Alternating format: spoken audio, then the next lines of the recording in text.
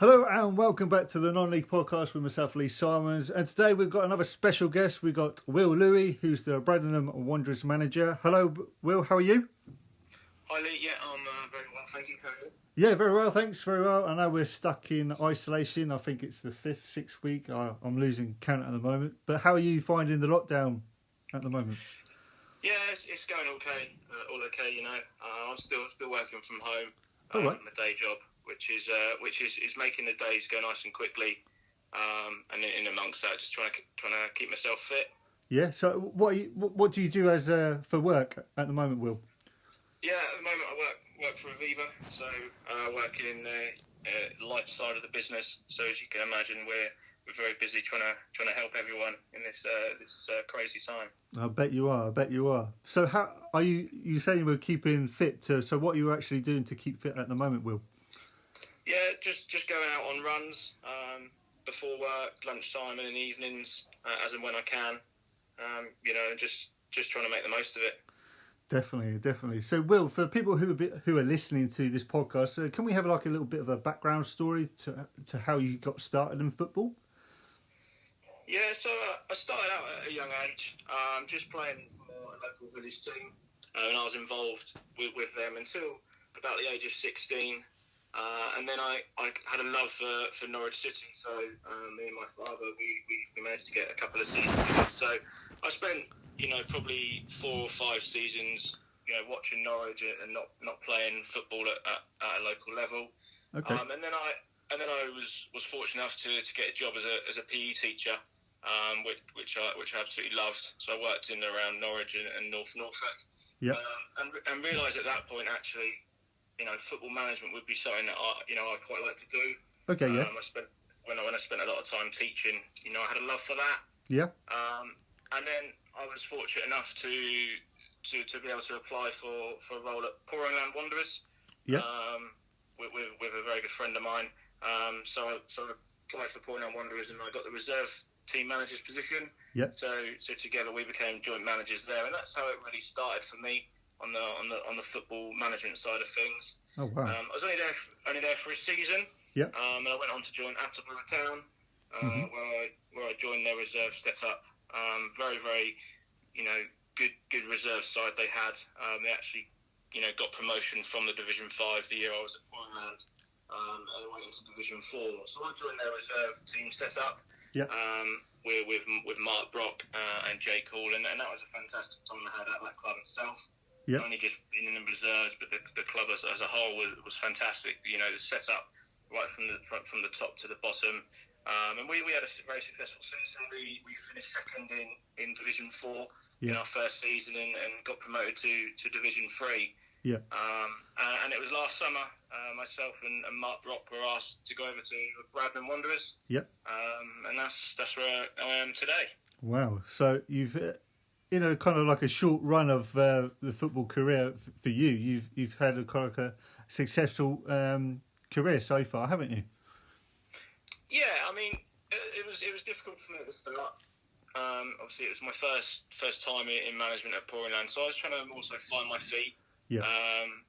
Which was fine. I had the support of the whole club at Pointland as well.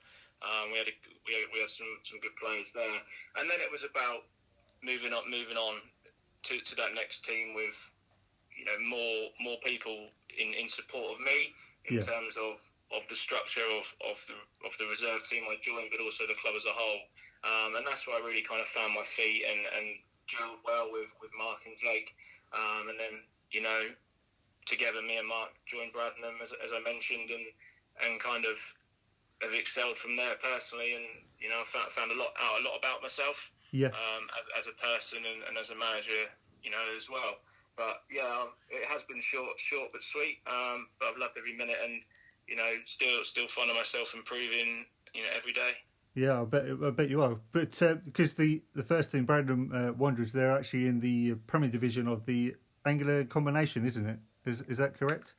That's correct. Yeah. So yeah, we're in the Premier Division. It's a very tough league. It's no games in that league are easy. Some fantastic players. throughout every side there. So yeah, it's difficult. Each game, you can never predict. Win, lose or draw. It's exciting. I bet it is for you. But so how would you, if like a young person like say myself or whoever's listening, how would you actually get into coaching or being a manager?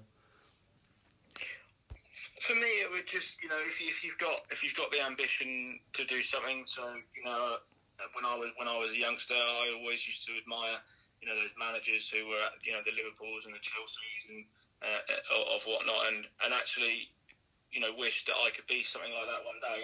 And I know that's a big ask, and maybe it might happen, but I don't believe it will. But if you've got an ambition, if you're admiring something, really take it with both hands and take any opportunity that comes about.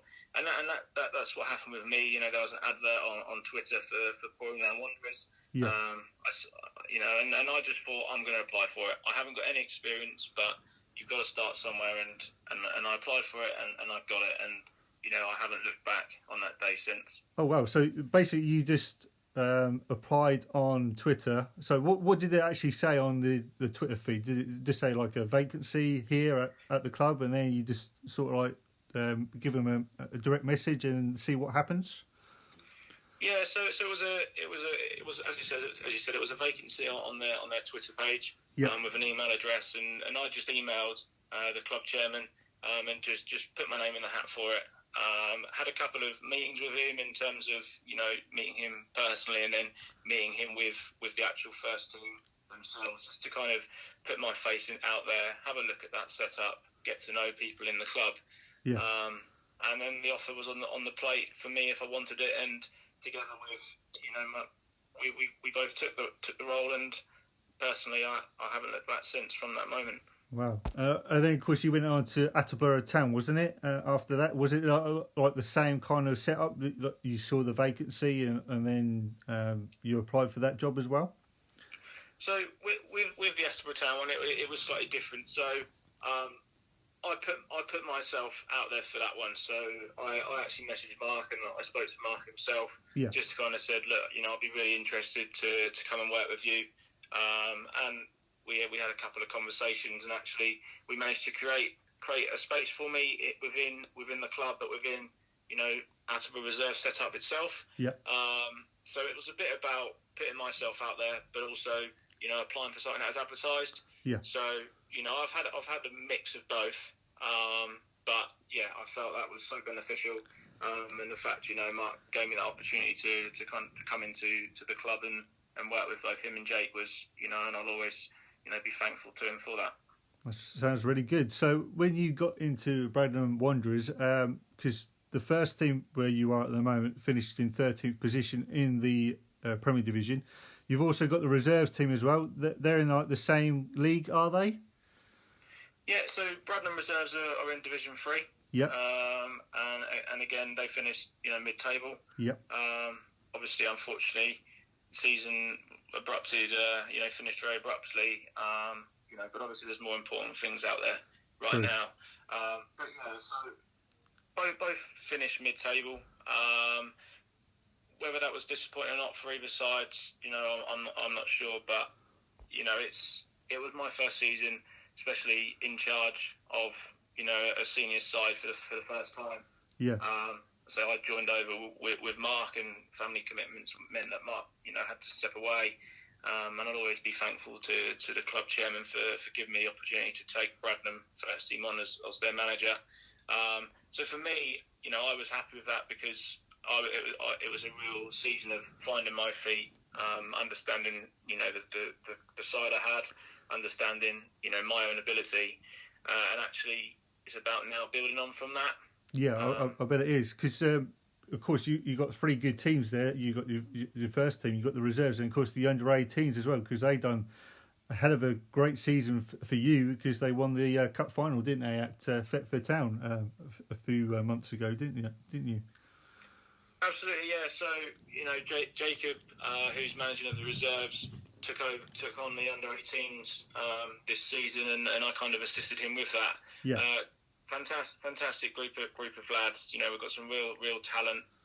in the under 18 side, and then they were pushing throughout the whole season for the league, but also saw a real opportunity in the cup as well, and they went one better this year. They won the final this year. They got to the final last year, and unfortunately lost the final last year. But a real reward for the under 18s themselves this season, but also the club to win a trophy. But yeah, full credit to the side, full credit to Jacob for the work that he put in with them as well. So yeah, it was a fantastic achievement for those guys. That's really good. So for the under 18s, as you say, you've got some really special lads there, good talented lads. Have they actually made into the reserve team or the first team from last season as well? Yeah, so a lot of the under 18s featured for the reserves this season. We're quite fortunate that we've got a good catchment area in and around Durham itself. So the majority of the under 18s there actually play their Saturday football with other clubs. Yeah. But they'll always see Bradenham as kind of their under 18 side. Okay. And we play on Sundays, which means they don't have to be involved with us on a Saturday to be able to play. Okay. So yeah. Okay. I was going to say with the talented lads, they could push on for like the next season and maybe further on if they wanted to get into, as you say, you got Durham Town there, flying high as well in their leagues as well. It's quite a good attachment for you, really, isn't it? Yeah, it is, and it's a great area for kind of local lads in and around the Durham area. It's not so easy for any that kind of Norwich area that would like to join the club, but the distance is quite far for them. So we are fortunate enough to have the desert set up at Durham Town. Tom Park and Lee Perry. I was with Easton College, and I've got a lot of time for them, and they've been helpful and real beneficial to us as a club, and actually, any youngsters they've got in their school, should I say, that aren't involved in clubs, they'll contact and just say, we've got so and so, player here available. Do you want to have a look at them? And we'll never turn that down. Of course we won't. So we're quite fortunate that we've got that opportunity with them as well. Yeah. But football, nowadays is a lot. We're seeing a lot of young lads come through, and a lot of talent come through, and we're very fortunate to have that partnership with certainly myself with Toasty and Lee in kind of having them recommend players to us that are with their setup but not currently attached to a club. That's what you really want, isn't it? For like a team for yourself in that area, that you want these younger players to come to play for you, and they can actually see their development as well, can't they as well? Yeah, absolutely, and and it's about being we've got our first team in senior football, and it's about a young 16, 17-year-old actually possibly having an opportunity to represent our first team. If I'm talking just Bradenham, but also other clubs around. Actually, if they go on to join the likes of the Fakenham Town setups, Wroxham set up, Norwich United set up, for instance. They've got especially their first teams. They're playing step 5 and step 6 football. Exactly, so yeah. There's real opportunity for those young lads. If they are joining, they're like the likes of the other clubs in and around Norfolk. Yeah. Do you think that the non-league setup around your area is actually getting bigger and bigger and better? Yeah, I would say so. And I mean, you just have to look at the likes of Durham Town. They are the biggest non-league setup or non-league club, should I say, in Norfolk in terms of the division they're in. Yeah. A lot of the clubs in step 5 and 6, and even 7 that are local to the area. They've got big youth setups and right throughout from the little under 9s all the way through to the under 18s as well. So yeah, I would agree that the youth setup now is a lot bigger than it was perhaps 7-8 years ago.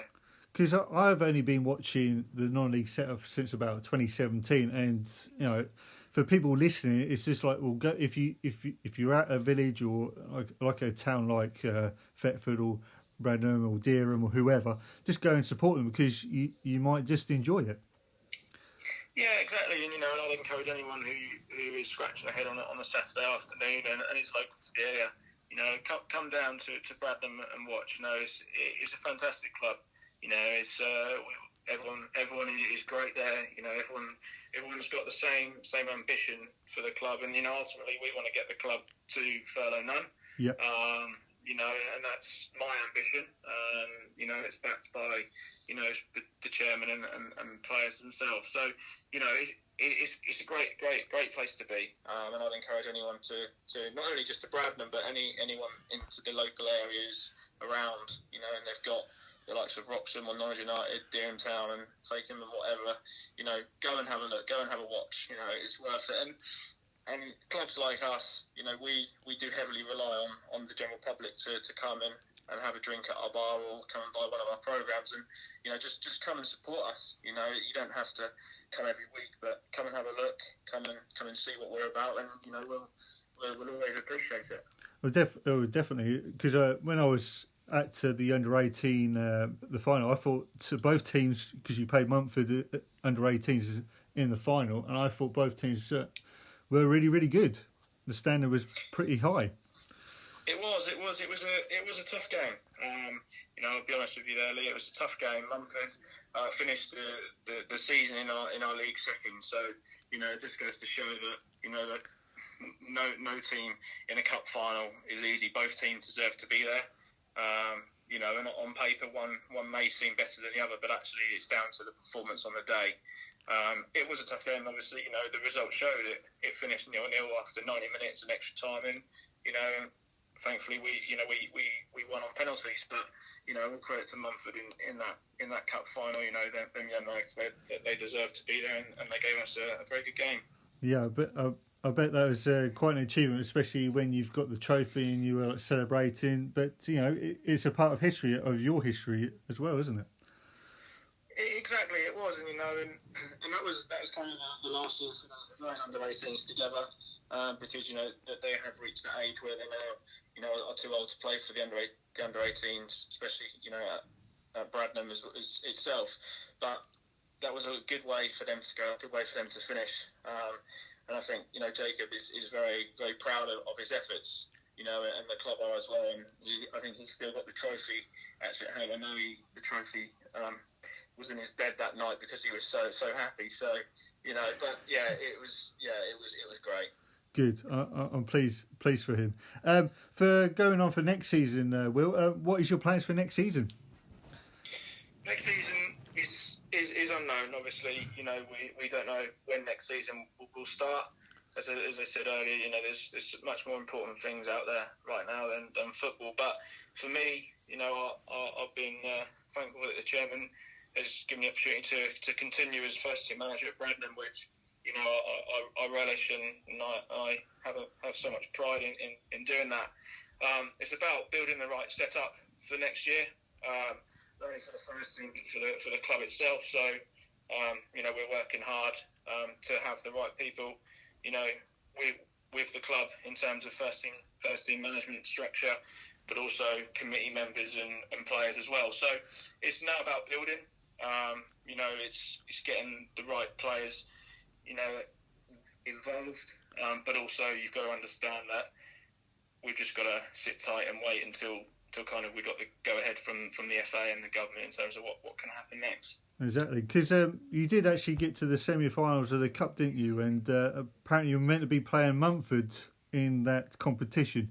You did say before we come on air to record that you think that game might be played in pre-season for this season coming. Yeah, so as far as I'm aware from our club chairman, that it's the league's commitment that they'd like to fulfil the cup fixtures. As I said, that again, that's down to the league and the county FA if that's what they wish to do. But yeah, as far as we're aware, the cup fixtures are ahead. We're looking forward to it. Away to Mumford, fantastic club Mumford.